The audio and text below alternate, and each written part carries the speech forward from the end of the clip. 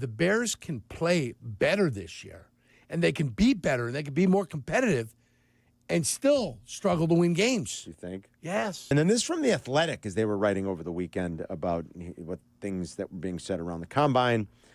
Multiple league sources pointed to the obvious disconnect with the 24 Bears, using the cliched phrase of things, quote, not being on the same page, close quote, when it came to the offense and Caleb Williams' development. Quote, you have to go out there with a plan to build around Caleb. They seem to have that now, close quote, said one scout who has watched the Bears closely. That's from The Athletic. And that is not a new refrain, and I continue to be amazed at how much they screwed things up a year ago. And how a lot of us missed the mark on that, thinking, hey, man, the Bears have really done well to support Caleb Williams. They've really set him up to succeed. As a rookie quarterback, ever been in a position? Maybe that's our fault. I don't know. I don't like blaming the media thing. I think sometimes it's ridiculous. Maybe some of it's our fault. I don't get it. I don't know how we were so like, yeah, this is the best situation ever for a rookie, to it literally being one of the worst. How we missed on that so badly. Maybe we should have seen it coming. I never understood their decision to keep the coach. I just didn't. It made no sense to me. I was way off on Shane Waldron. I didn't think that was nearly as bad of a hiring. I didn't think it was going to go so sideways. I had no idea that seemingly everything that went well in Seattle had more to do with Pete Carroll and Dave Canales' time there than it ever had to do with Shane Waldron. That's for damn sure. I didn't realize one Hail Mary completion was going to totally dismantle this football team. And that's how fragile it was. That's fair. I'll give the players credit when they win. I give the players credit. I give them blame when they lose. A lot of the coaches pay the ultimate price. They all get fired. Right. Right. But you still got those guys that quit on you this year. I know. They're still on your team. Some of them. Still on your team. Those guys that quit are still on your football team. What do you think they did so wrong, Jurk? Not just that. And I hear what you're saying about that. And I know that's sort of like that pivot point for you. I know that. Like, what do you think they did so wrong in the holding Caleb and other people on that offense accountable to what was expected out of them? Like, how did that fall apart and unravel like that? How does a coaching staff allow that to happen? I don't think a coaching staff tries to allow anything to happen. I know, but it does, though. You know what I'm saying? But was that the problem? Well, doesn't that seem like it? No, but we talked about it, and I know Ben Johnson said he wouldn't have taken the job last year. Believe him if you want to. I don't think that's true. I think if the Bears job was open, he might have considered it. Was that the problem? The problem was that they didn't fire Eberflus. The problem was that they brought in Shane Waldron. The problem is that they didn't look themselves in the face and say, we're bringing in a new quarterback. This guy's probably not going to make it. But if they saw, but outside of all that, Adam, if they saw steps were being skipped, I guess I'm asking, is that incumbent upon the coaches of the front office to recognize those things and then react? It seems like they just never reacted to it. First of all, as we got into this thing and they realized it was sliding away. The minute you put an 8-person leadership council together was crap. That was garbage.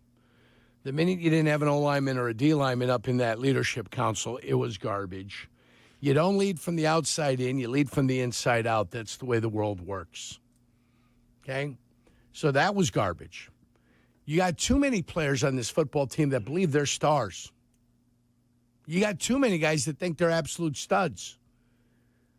When you are a star and you are a stud, that's what you do? Every week you go out to prove exactly what you are. You got too many paper champions on this team and not enough guys actually getting the job done on the field. That's your problem. And then too many people with thoughts. Too many people thinking this is what should be done. Right. Sometimes when you're the worker bee, be the worker bee, go work. Okay? And let yourself be led. When too many people have thoughts and too many people have opinions, you know what you have? You got too much talk and not enough action. It's the problem. I think they had a lot of that last year. You're right, Jurk. A lot. Captains, 2 of them. 2. 2 captains? 2 captains. That's it. 4 at the most. 2 captains. 2 captains. And none of them are special teams captains. Shut your mouths and kick the damn ball. They didn't have a special teams captain last year. I did they? understand. I hope not. I'm My letting you God. know what my rule of thumb Ooh, is. cringe. I'm with you on that. 2 captains. Yeesh, that's cringeworthy. One on offense, one on defense. And if that guy wants somebody to be an assistant, then you go to 4. But it's the defensive guy that's the captain that says this is the assistant captain. The offensive line, the captain that says this is the assistant captain. Yeah, I mean, just like this is the constant refrain we keep hearing. Not it. on the same page. Yeah. Steps were skipped. Mistakes were made. I've been on football teams and I've game planned for games. There's never been a moment where I wasn't on the same plan as the coach. The coach introduces the game plan. That's the way it is. There's no varying from the game plan. Except if you think you know more than the coach, and then you've got a problem. I think that's more of an indictment, not on the coaching staff, but of individual players not getting it. Okay? You're here. The game plan's being implemented. You take it in and perform. Clean That's it. this mess up. And Too hopefully, many people with thoughts like they have an opinion. Yeah. Your opinion doesn't matter here. hopefully everybody's got the message now. And hopefully this Oh, coaching no, staff we'll is- see it I again. I Every hope Wednesday not. and Thursday, the jackaloons will be out there. I hope You'll not. see them on there. Oh, it's a podcast. Well, these are my thoughts on what I think we should do. Really? Did you have 12 catches for 240 yards and 5 touchdowns? You didn't drop a pass? You didn't miss a block? No? Then what are you speaking for? The day that they play a perfect game is the day I want to hear from them. If they didn't play a perfect game, I don't want to hear a word or a peep. Win. Yeah. That's what you're here for, to win. Not to play, not to participate. You are here to win. Amen, brother. I mean, and I hope they get all of this cleaned up. I really do. And if there's any similar type of refrain, I mean, you start questioning a lot more than just, pivoting it away from the coach and changing the coaching staff. I mean, let's hope everybody now has the message, and wherever it got lost, that they have a better plan for making sure that everybody understands what's expected of them. No silly story. I'm glad, the Hard Knocks thing was. I don't know, and I'm not saying that's why it had much to do with anything, but just looking back on it now, it seems funny.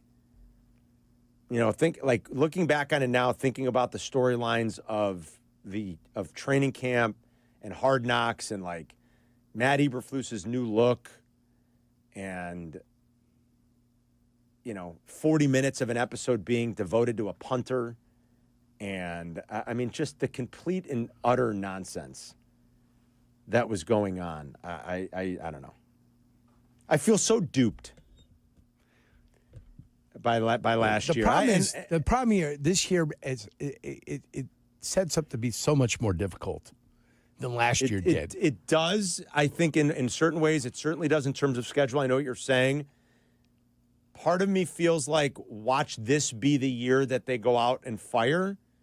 That a lot of us that were duped by last year, and I'm in that. I picked the Bears to win 10 games. I'm totally duped.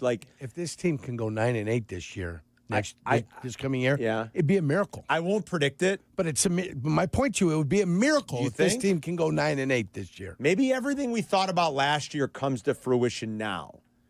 That there are new voices, there's new ideas, there's a different approach, there's more accountability. You're not drafting special teams players, hopefully. They're barely better than Cleveland. No, I disagree with that, Jurko. They're barely better than Cleveland. Right, We're talking Cleveland about the Chicago Bears. Cleveland is good, actually. I think Cleveland's a lot better than a 3-win team. I think the quarterback thing ruined them. My point is, I said the Bears are actually a little bit better than Cleveland, Carm. Yeah. All right? Yeah. Barely better than Cleveland. They're not as good as Cincinnati. No, of course not. They're not as good as Pittsburgh. They're not as good as Baltimore. No. There's a legitimate possibility that this team has 9 road games last year and goes 1-8. So you're telling me they're going to be able to run the table at home? Listen, I'm not telling you anything. I'm trying to make this very clear. I will not go out at any point and predict them to win 10 games. I can promise you. That's my point. There is a 0.0% chance. Now, maybe it happens, and maybe everybody's like, you dummies. You see, you were just a year too early. You didn't see the signs. This is the – I don't know. Yeah. I will 100% not predict them to win. I bought in 9 or 10 I bought games. in this No. year like a fool. Me too. Like a jackaloon, like a jackass. Now, All maybe right. we're being short-sighted. Like last year's got nothing to do with I our bought predictions in. for this year. But Yeah, I'm done with it. No, I understand, but the toughness of the schedule Yeah. is legitimate. Yeah. There's no getting away from what your schedule is this year and what it was last year. That's You true. can't get away from it. It's going to be tough. This year's schedule's a lot tougher. And guess what? I won't get fooled again. You can't get fooled again. Fool me once, shame on me. Fool me twice, shame, shame. Shame, shame, Not gonna shame. get fooled again. Yeah. No. Not Not going to happen, Carm. Ain't happening. Not going to happen this year. And watch, they win the division. Watch them go out and win the division. Win the division. I think you get 30 to 1 odds right now on that. Well, not 30 to 1, but you'd get long odds. They're going to be, well, depending on what Minnesota does at quarterback. 30 to 1 would be accurate. They're going to be the long shot to win the division. Right? Is Detroit going to get worse next year? I mean, maybe a little. Oh, they're going to get healthy. They lost a lot of coaches. What'd they lose? They're going to get 5 healthy. coaches, you guys? I think they lost 5. So you believe the jockey runs the horse and the horse just doesn't do anything? I didn't say that. I'm Let me tell you, just. it's the Teams that horses. lose both coordinators usually take a horses. step back. Right. Baltimore didn't, but Yeah. it happened. Well, Baltimore didn't lose both coordinators. In fairness, Chris, they Yeah, they be fair. lost 3 guys off their defensive fair. Be staff. fair. Be fair. They lost 3 guys Guy. off their defensive staff. Monken obviously stayed, Yeah.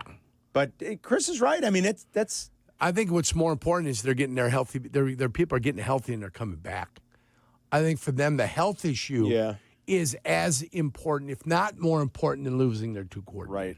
Especially if they find another stud on defense somewhere, you know. At least they'll have a offense coordinator that doesn't want to throw the ball to the lineman all the time. That's our coordinator now, so don't. No, it's our head coach now, Carmen. Well, he's also the coordinator, but Yeah. let's not do that. Well, no, he doesn't have the. I hope he's smart enough not to realize he's got the luxury to throw to offensive linemen. What was the worst one? What was the one he did? Maybe Williams was the one. He wants to do the stumble Remember play. the play? Remember Do it having all night Jameson long. Williams throwing the ball in the playoff game? Like, what are you doing, dude? Yeah. What are you doing? And maybe It's some okay of to that be is on cute. Williams. Yeah. It's okay to Like be not cute. reading it properly, but like, what are you Put doing? the ball in your dude? arm and run the ball. What are you doing? In that type of situation. Can we Carm. stop the nonsense? Like if you're up 3 scores and you want to do it, or you're, like you want to put something on tape just to do something off of it weeks later. But in a playoff game, Jameson Williams throwing the football, like what are we doing? And here's the other point. The Bears can play better this year, and they can be better, and they can be more competitive, and still struggle to win games. You think? Yes. Because they're going to have to be better to be mediocre. All right. What do They're you going think, to have Bears to play fans? better to be mediocre.